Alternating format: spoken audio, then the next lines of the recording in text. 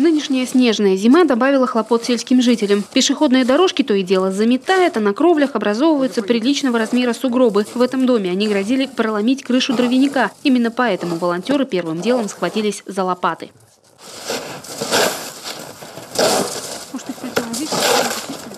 Сама хозяйка, 78-летняя Маргарита Андреевна, живет одна. Соцработник навещает ее регулярно, но до всего руки не доходят, так что помощь добровольцев в самый раз. Ко мне приходят и помогают. Молодцы.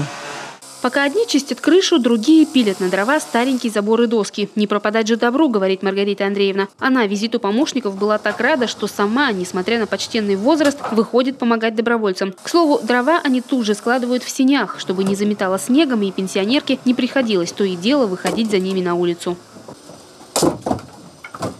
Волонтеры занесли еще и воды. Колонка от дома на приличном расстоянии, метров 300-400. И самостоятельно добираться до нее хозяйке трудно. К слову, указывать ребятам, какая нужна помощь, в общем-то, не приходилось. Они и сами знают. Все люди бывалые.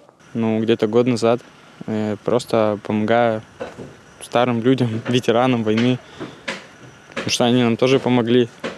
У вольгерских волонтеров, к слову, есть постоянные подопечные. Одинокие старики, которые чуть что звонят добровольцам. Кому нужно дрова сложить, кому косметический ремонт сделать. Впрочем, помогают не только пенсионерам.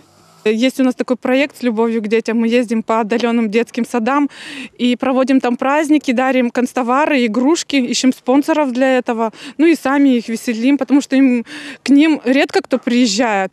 Волонтеры Сыктывдина в год добровольца будут работать активнее. Они уже кинули клич в соцсетях, попросили жителей сообщать о тех, кому еще требуется внимание. Светлана Некрасова, Вячеслав Беспалов, телеканал Юрган, Сыктывдинский район.